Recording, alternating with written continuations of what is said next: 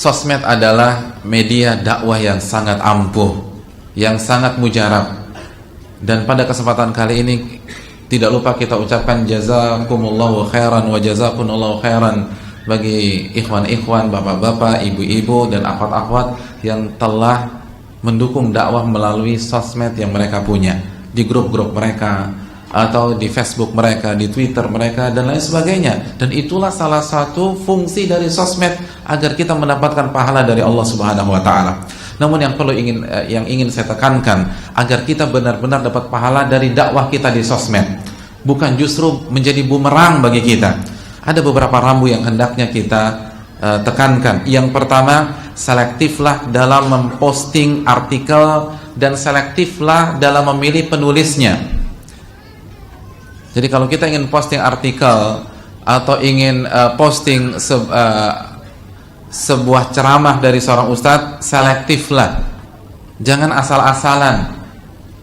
Muhammad bin Sirin dalam Muqaddimah Sahih Muslim, inna hadzal ilma dinun fanzuru amman ta'khuduna dinakum, sesungguhnya ilmu ini adalah agama kalian, maka selektiflah, lihatlah dari mana Anda mengambil agama tersebut.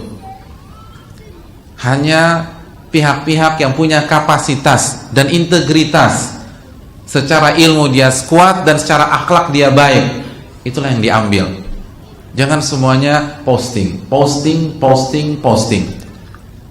Oh, kalau di grup kami Ustadz semuanya bisa Pak Ustadz, dari segala macam kalangan. Tidak boleh. Muhammad bin Sirin mengatakan selektiflah. Sebagian para sahabat mengatakan dinuka, ilmu agamamu, karena sesungguhnya ilmu agamamu adalah darah dagingmu. Khudh 'anil ladzina istaqamu, ambil dari orang-orang yang istiqamah. Wala ta'khudh 'anil ladzina malu, dan jangan ambil dari orang-orang yang menyimpang. Makanya salah satu tanda-tanda hari kiamat, dan tanda ini tercela, Nabi bersabda dalam hadits riwayat Imam Ibnu Mubarak, min asyratis sa'ah an yultamasal ilmu indal asagir. Di antara tanda-tanda hari kiamat, ilmu itu diambil dari orang kecil. Apa yang dimaksud orang kecil? Yang pertama, kata Ibnu Mubarak, orang-orang yang menyimpang tapi dijadikan referensi, artikelnya disebar, di-share. Yang kedua, dia tidak menyimpang tapi dia tidak punya kapasitas untuk mengajar. Dia tidak punya kapasitas untuk membuat artikel, tapi maksa. Itu orang kecil, tidak boleh. Tapi kan dia masih ahlus sunnah. Iya, kita tahu dia ahlus sunnah, tapi apa kapasitasnya? Saya ingin tanya, apakah setiap orang boleh jadi dokter? Kan enggak. Tapi dia pengen dakwah, setuju. Anda hobi kesehatan, apakah besok Anda boleh buka praktek? Kan tidak. Anda harus belajar dulu. Silakan belajar, kalau sudah matang baru Anda menyampaikan ilmu tersebut. Pastikan artikelnya, pengisinya benar-benar sesuai dengan konsep para ulama, dan harus selektif. Apabila kita jadi admin, kita ngelola sebuah grup atau kita punya Facebook dan tweet, pastikan kata-kata mutiara yang kita masukkan berasal dari orang-orang yang punya kapasitas ilmu. Jangan terima semuanya. Jangan terima semuanya. Selektif. Antum kalau sakit, antum sakit di liver, kira-kira antum akan berobat kepada setiap dokter tanpa peduli spesialisasinya? Pak Ustadz, saya mau sama dokter itu aja. Nggak bisa Pak. Enggak, saya cocok sama dia. Bapak sakitnya apa? Saya kena liver. Dia dokter kandungan Pak. Jangan, nggak bisa.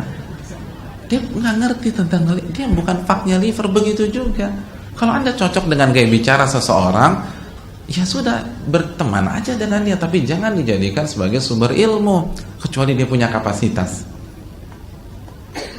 Ya nggak sih? Masa ini masalah akhirat loh. Ana ingin tanya sama antum ya, nasi uduk saja antum selektif atau asal-asalan? Itu nasi uduk loh, isinya nasi uduk, bawang goreng, sambal pecel, bakwan. Itu aja kita selektif. Di sini aja enggak, itu nggak enak, yang di situ tuh enak. Itu nasi uduk. Gorengan aja kita selektif. Gorengan loh.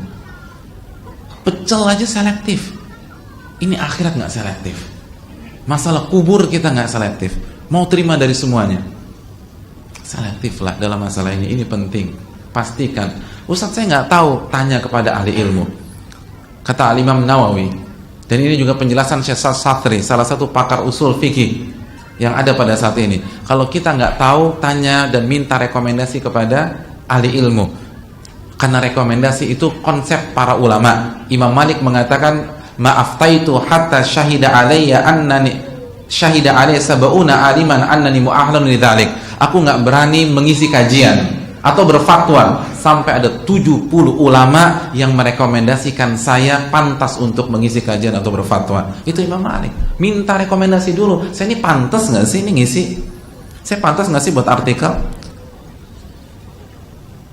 Imam Syafi'i nggak berani ngisi kajian di Masjidil Haram sampai dapat rekomendasi dari siapa? Mufti Mekah pada saat itu, Khalid Az-Zinji. Itu ulama minta rekomendasi. Orang awam tidak bisa menilai ustadz, sebagaimana pasien tidak bisa menilai diagnosa seorang dokter. Makanya kita butuh second opinion atau third opinion dalam dunia kesehatan, karena kita nggak bisa memilah-milih ini benar apa enggak. Begitu juga dengan orang awam. Orang awam bisa menilai retorika seorang ustadz, bisa menilai gaya tulisan seorang ustadz, tapi konten, validitas, benar atau tidak, itu bukan ranah orang awam. Saya ingin tanya, kalau ada ustadz mengatakan hadis ini dikeluarkan Ibnu Abi Syaibah dalam kitab Musannafnya, siapa yang bisa cek? Kita kan selama ini oh ya ngangguk-ngangguk aja gitu kan. Siapa yang bisa cek? Musannaf Abi Syaibah, siapa yang punya buku tersebut?